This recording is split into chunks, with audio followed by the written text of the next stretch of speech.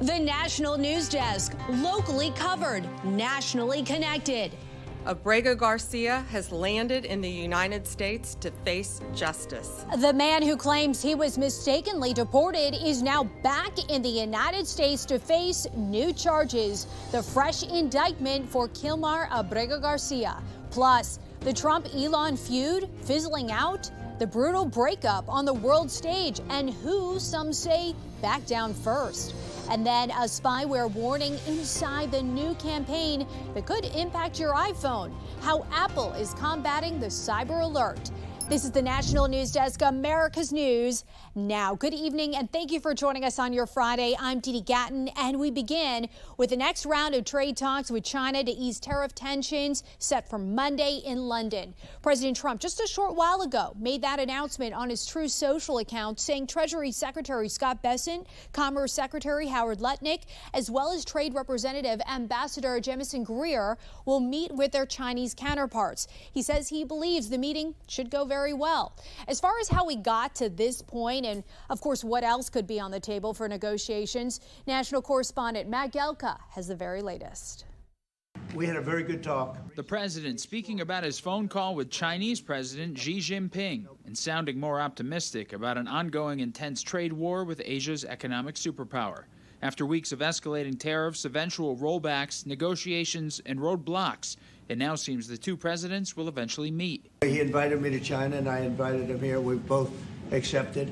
So I'll be going there with the First Lady at a certain point, and he'll be coming here, hopefully, with the First Lady of China. Before that, trade teams from both countries will meet again to try and hammer out a deal. In April, the U.S. raised tariffs to 145% on Chinese goods, with China responding with 125% tariffs of their own. An eventual truce gave way to a 90-day pause on the extreme tariffs, and new rounds of talks are on the way. There was a clear mandate between and understanding between the two presidents, and we expect that meeting will take place within 7 days. President Trump described the 90-minute call as being focused almost entirely on trade, but a Chinese readout of the call featured a warning from Xi to deal with the issue of Taiwan independence prudently and not risk a conflict. There was also the issue of Chinese students studying in America. Last week, the State Department announced they'd start aggressively revoking visas for Chinese students studying in critical fields and ones with ties to the Communist Party. You know, Chinese students are coming, no problem. We want to have foreign students, but we want them to be checked. President Trump visited China during his first term in 2017. He met with President Xi Jinping during an official state dinner in Beijing. Reporting in Washington, I'm Matt Gelka for the National News Desk, America's News Now. And here's a live look at downtown Nashville, where Kilmar Abrego Garcia, the man deported from Maryland to a Salvadoran prison, is now to face criminal charges of human trafficking after a 2-month standoff. Attorney General Pam Bondi says he's been indicted by a federal grand jury for transporting illegal aliens, including minors, within the U.S. Garcia's family and attorney deny any gang ties, but the Attorney General says there's evidence he's in MS-13. He made over 100 trips, the grand jury found, smuggling people throughout our country. MS-13 members, violent gang terrorist organization members throughout our country. And Attorney General Bondi says that if he is found guilty, he will serve his sentence in the United States and then be deported afterwards back to El Salvador. Mohammed Salman, the terror suspect in Sunday's anti-Semitic attack on a Jewish group in Boulder, back in court today, this time facing federal charges, including hate crimes. In addition to the 118 state charges filed against him in county court yesterday, additional charges include 28 counts of attempted murder, 14 counts of assault in the first and third degrees, and 2 counts of use of explosive or incendiary devices. The Egyptian national in the U.S. illegally yelled "Free Palestine" as he hurled Molotov cocktails at a group of peaceful demonstrators, 15 of whom were injured. The FBI says Solomon confessed to the attack following his arrest, telling police he wanted to kill all Zionist people and wished they were all dead, and that he would do it again. If found guilty, he could be sentenced to more than 600 years in prison.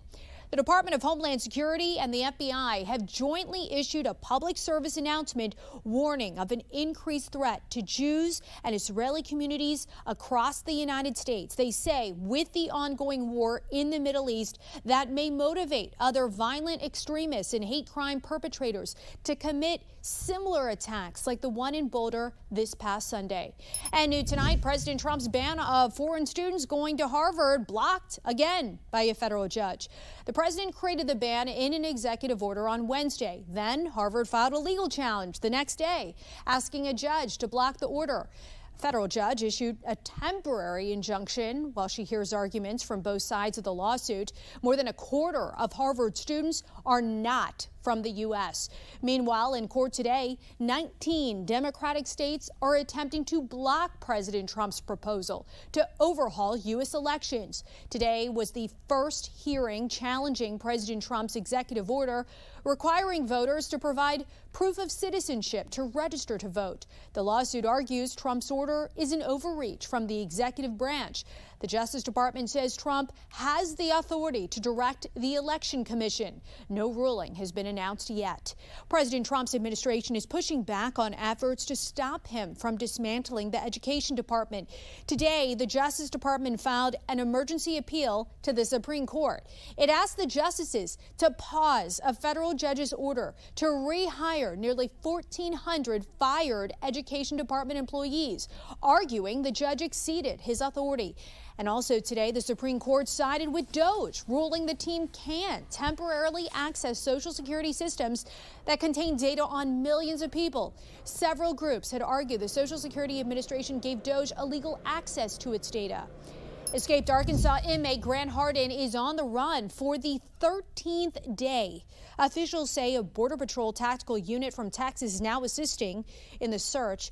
The 56-year-old broke out of a state prison in Calico Rock disguised as a corrections officer. You can see the image here. Hardin was convicted of murder and rape. The FBI offering a $20,000 reward for information.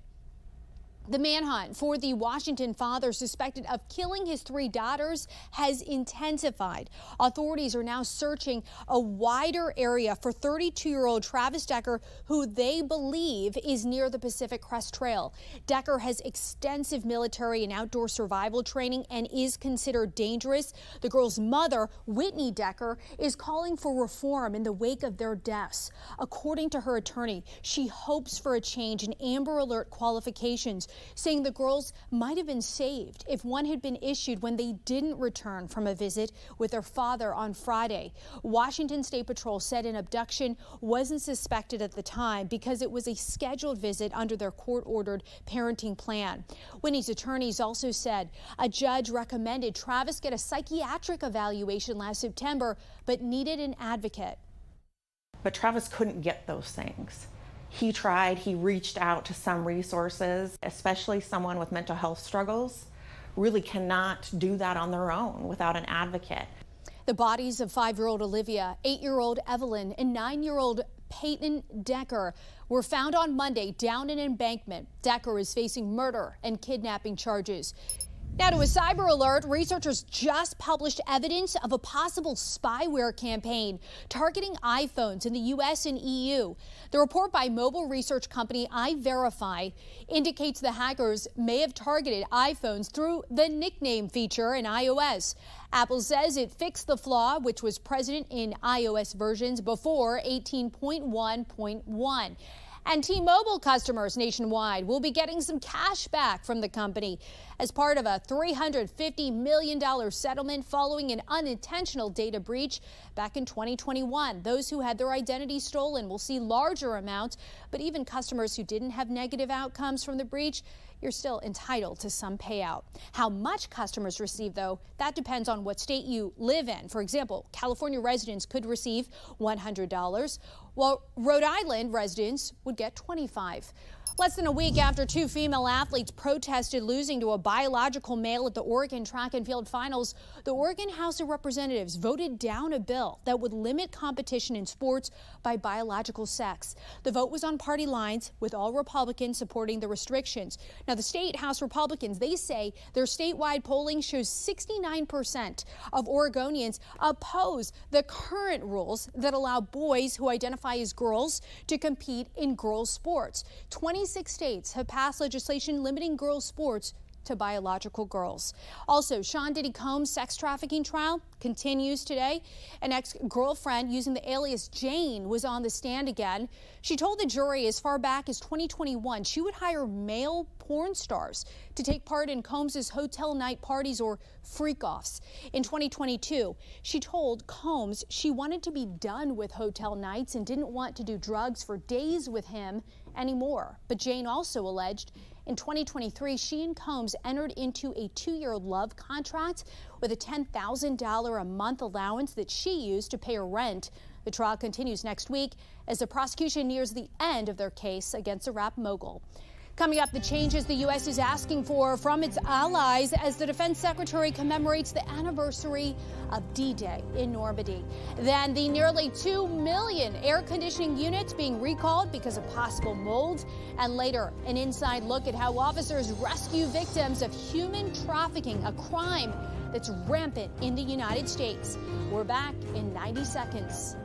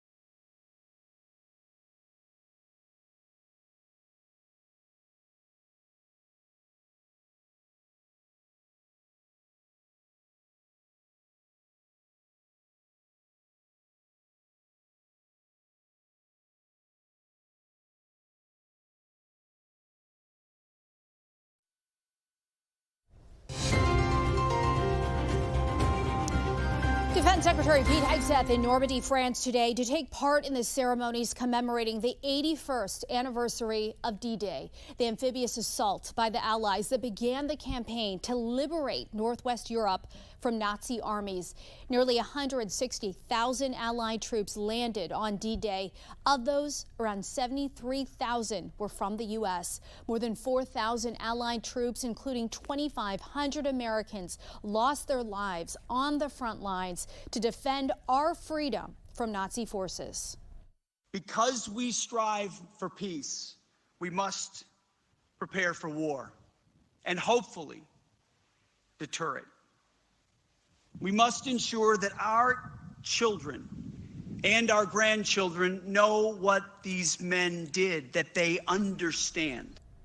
Yesterday, Secretary Hegseth met with NATO, where he pushed U.S. allies to devote more resources on NATO's defense. A new threshold of 5% GDP spending is expected from each country. A final agreement is expected to be signed during a NATO leaders summit in June. Trump is set to attend. The fallout from a war of words between President Trump and Elon Musk that exploded Thursday continues today. The National News Desk, Christine Frizzau, has the latest comments and reaction from Washington. President Donald Trump looking to turn the page on his feud with Elon Musk, telling CNN Friday he's not even thinking about Elon and that Musk has got a problem. The poor guy's got a problem. Also telling ABC he's not particularly interested in talking to, quote, the man who has lost his mind. The president reportedly even looking to sell the red Tesla he bought after a photo op designed to boost Musk amid violent protests over Musk's work with Trump. Musk officially and amicably left his position running the Department of Government Efficiency last week. But things took a turn this week when he began criticizing Trump's legacy legislation, the so-called Big Beautiful Bill, saying it was, quote, a disgusting abomination. Elon and I had a great relationship. I don't know if we will anymore. The disagreement on their legislative differences quickly moved to personal attacks. The president took to social media Thursday, writing, "The easiest way to save money in our budget, billions and billions of dollars, is to terminate Elon's governmental subsidies and contracts." Musk hit back, accusing the administration of withholding information about convicted pedophile Jeffrey Epstein because Trump is cited in reports. Donald Trump is in the Epstein files. That is the real reason they have not been made public. The president's allies were quick to defend him and take sides. I'm on President Trump's side. He's our president. He's our commander-in-chief. Elon Musk is a private citizen. He's allowed to say anything he wants to say, and that's within his First Amendment rights. You pull the government contracts, and we'll see how tough this guy is. Despite the fallout, some Republicans are hopeful the two will make amends. I believe in redemption, and I think it'll all work out. I'm Christine Frizzell reporting. Investors are rallying in reaction to a strong jobs report today. The Dow closing over 430 points higher than yesterday, and the S&P 500 and NASDAQ also made some solid gains. U.S. hiring slowed last month, but not as much as expected given the tariff-driven economic uncertainty. Employers added about 139,000 jobs in May, down from April's revised total of 147,000. Many of the new jobs were in healthcare and restaurants. The unemployment rate remained at 4.2%. The Trump administration is taking further steps to undo the fuel efficiency requirements enacted under President Biden. The Transportation Department says the policy of pushing electric vehicles was improper. Part of the claim is that lower-income Americans are unfairly punished because they can't as easily afford electric vehicles or high fuel-efficient gas-powered cars. While today's notice doesn't necessarily repeal the standards, Secretary Duffy says they do not plan to enforce them as the new rule process plays out. Almost 2 million air conditioner units, they are being recalled due to the potential of mold exposure. According to the Consumer Product Safety Commission, the units manufactured by Midea have a water drainage problem, which can lead to mold growth inside the tank. There have been more than 150 reports of mold, at least 17 complaints of people experiencing symptoms like respiratory infections and allergic reactions. Midea is offering free repairs or refunds for the recalled units. We have reporters all across the country in your neighborhoods covering issues that matter to you. We are taking the pulse of America, and we start in Texas, where in-state tuition for undocumented college students has been revoked. This is the order and final judgment from the courtroom of U.S. District Judge Reed O'Connor ruling that the Texas law that lets undocumented university students qualify for in-state tuition is, quote, unconstitutional and invalid, unquote, and permanently enjoins the state from enforcing that law. In a statement, Texas Attorney General Ken Paxton said, ending this discriminatory and un-American provision is a major victory for Texas. But the Democratic state senator from Corpus Christi, Cesar Blanco, said in a statement, quote, these students are part of our communities. They've gone to our schools, stood for the pledge, and played under the Friday night lights. Many have never known another home. Bro, you putting your own self in this situation. Heading home from work yesterday, Chris Dienda saw this, a man ripping down pride decorations wrapped around light poles by DuPont Circle. I noticed he was a guy across the street in front of that gas station was pulling down the pride flags and throwing them away. So Chris started recording and wrapped himself around one of the remaining flags. He took it farther than I was expecting. He starts to rip down the flag, rips my arms off, you know, trying to get into them, to pull down the paper a little bit more. Chris says aside from some scratches on his arms, he wasn't really hurt, physically at least. He basically, you know, threw a couple more slurs and then walked away. Chris says he's waiting on a call back from police to report this. The Seattle Supersonics, a former NBA team that moved to Oklahoma City in 2008, might be coming back. NBA Commissioner Adam Silver said he recognizes there are underserved markets in the United States. He recently took questions about how an expansion process would work to return a Sonics franchise to Seattle. We have a owners meeting in July in Las Vegas, and will be on the agenda to take the temperature of the room. We have committees that are already talking about it. But my sense is at that meeting, they're going to give direction to me and my colleagues at the league office that we should continue to explore it. Coming up, a rare look at an undercover rescue of human trafficking victims in Florida. We'll have that and much more next.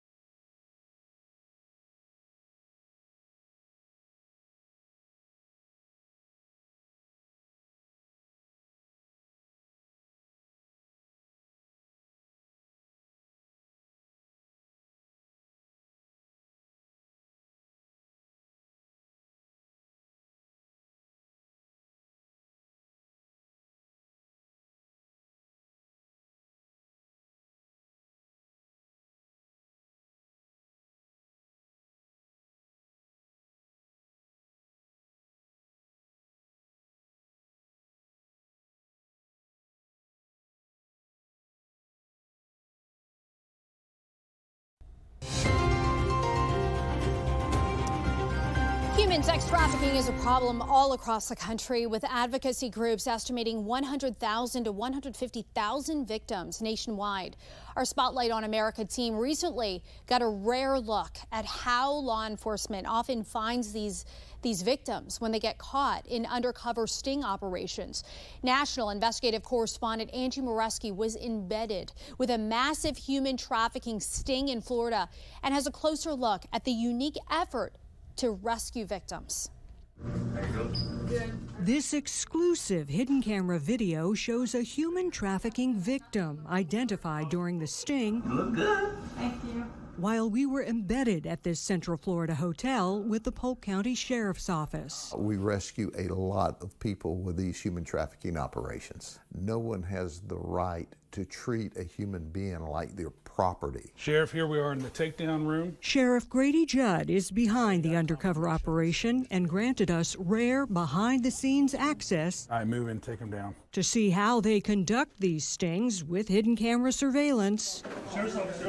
Both alleged customers and suspected prostitutes caught. A total of 255 people were arrested during the 9-day mission. Are you from? You?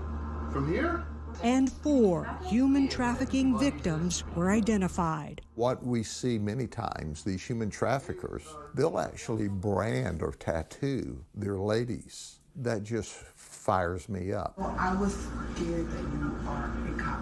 Judd says often victims initially deny they need help, too afraid of backlash from their traffickers. Most of them fear their human trafficker much more than they fear the criminal justice system. I met my trafficker on a dating app when I was 19. Olivia Littleton is a human trafficking survivor, and she knows that fear well. You get stuck and you don't feel like you know what to do, how to get out. She says she spent 3 years under the control of a trafficker and wants you to know victims can come from any background. I was a student athlete at Georgetown University throughout the entirety of my trafficking. Olivia is now the anti-trafficking team supervisor for One More Child. Traffickers are just really good at telling you what what you want to hear and trying to find your vulnerabilities and exploiting what you need. We talked with her at The Sting, where she and members of other non-governmental organizations, NGOs as they're called, were also embedded to counsel victims on the spot. They feel more comfortable because we don't have a badge on.